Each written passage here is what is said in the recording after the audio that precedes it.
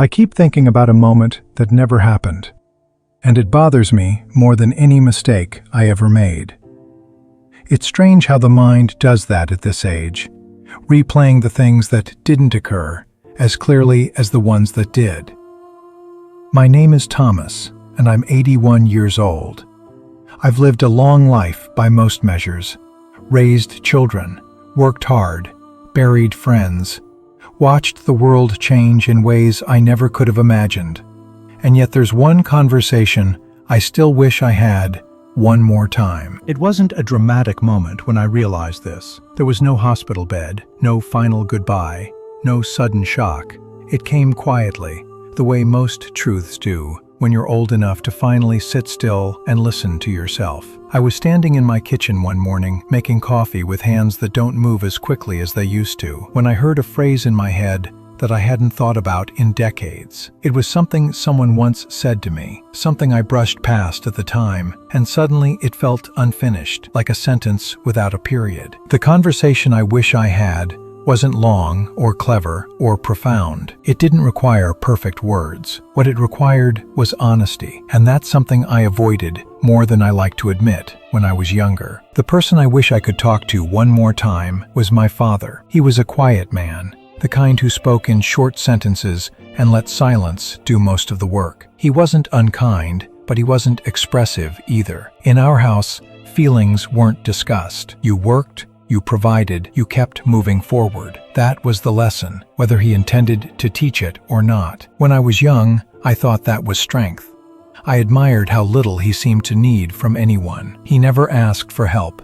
He never complained. If something hurt him, he swallowed it and carried on. I wanted to be like that. I thought that was what it meant to be a man. But admiration has a way of turning into distance when it's mixed with fear. As a boy, I wanted my father's approval more than anything. I wanted him to look at me and say he was proud, not just with a nod or a grunt, but with words I could hold on to. Instead, I learned to measure his approval through small signs, whether he corrected my work or left it alone, whether he asked about my day or stayed quiet at the dinner table. I told myself that was enough. The years went by, and I grew into a man who looked a lot like him on the outside. I worked long hours.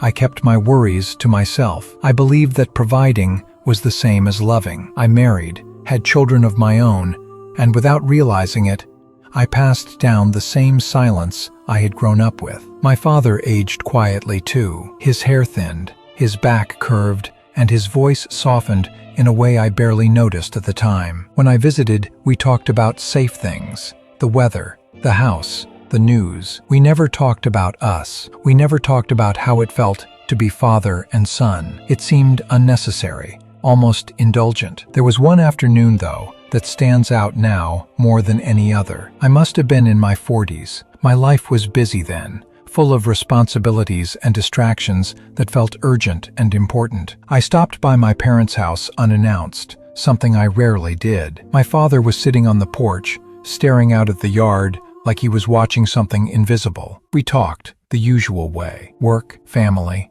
small updates. Then, out of nowhere, he said something that caught me off guard. He said, "You know, I wasn't very good at saying things." It was such a simple sentence, but it landed heavy. I remember laughing it off, telling him he'd done just fine, that I understood him well enough. I changed the subject not long after, because the moment felt uncomfortable, like stepping onto thin ice. I didn't ask what he meant. I didn't ask what he wished he had said. I didn't tell him what I had needed to hear. At the time, I thought I was being kind, sparing us both an awkward conversation. Now I see it for what it was. I was afraid that if we opened that door, I wouldn't know how to close it again. He died a few years later, quietly, the same way he lived. There were no last confessions, no final wisdom shared, just a man who had done his best with the tools he had, leaving behind a son who thought he understood, but really only assumed. For a long time after his death,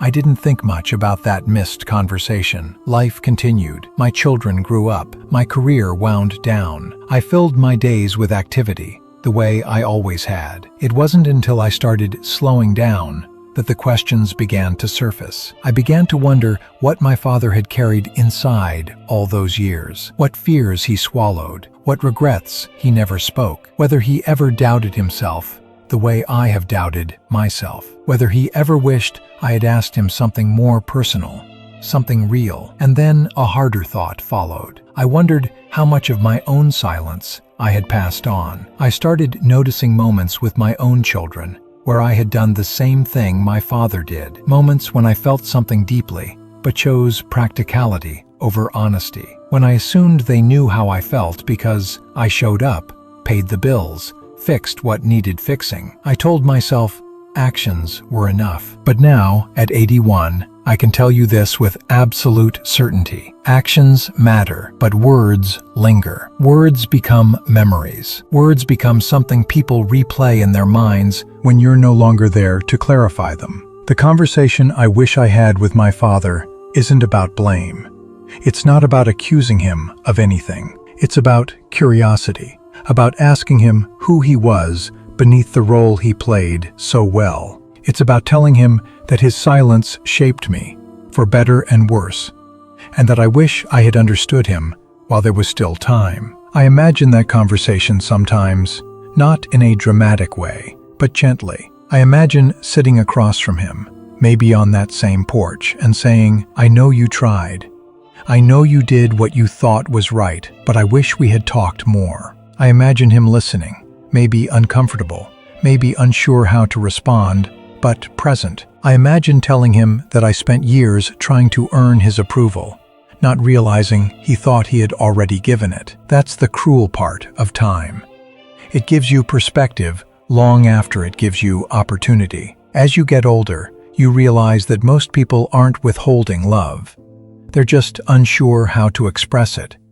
They're doing what they were taught, repeating patterns they never questioned. Understanding that brings peace, but it doesn't erase the longing. There's a particular kind of regret that doesn't come from doing the wrong thing, but from not doing the brave thing, from choosing comfort over connection, from assuming there will be another chance. I've learned, too late in my case, that conversations are a form of legacy. What you say and what you leave unsaid echoes longer than you expect. If I could sit with my father one more time, I wouldn't try to fix the past.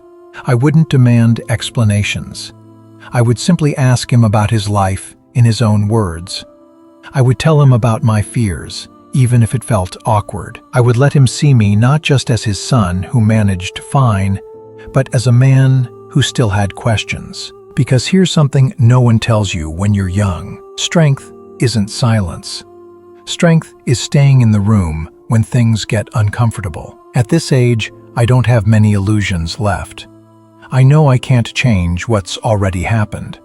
I know that time only moves in one direction, but reflection has its own quiet purpose. It turns regret into instruction, if you let it. That's why I'm telling you this. If there's someone in your life you've kept at a polite distance, someone you talk to about everything except what actually matters, don't wait for the perfect moment. It doesn't arrive. The moment is created by your willingness to be honest. Ask the question that feels unnecessary. Say the thing that feels obvious to you, but might not be obvious to them. Don't assume your love is understood just because it's felt. I used to believe that words were optional. At 81, I know better. The conversation I wish I had one more time isn't about the past anymore. It's about the present moments we all still have, and how easily they slip away when we convince ourselves there's no rush. If you're listening to this and thinking of someone right now, that's not an accident. That's your own quiet wisdom speaking up. Don't wait until you're standing in a kitchen years from now, replaying a sentence you brushed past, wishing you had stayed with it a little longer. Time is generous until it isn't, and conversations, once missed, don't leave forwarding addresses. If my story gives you anything, let it be this. Say what matters while the other person can still hear it. That's the conversation worth having.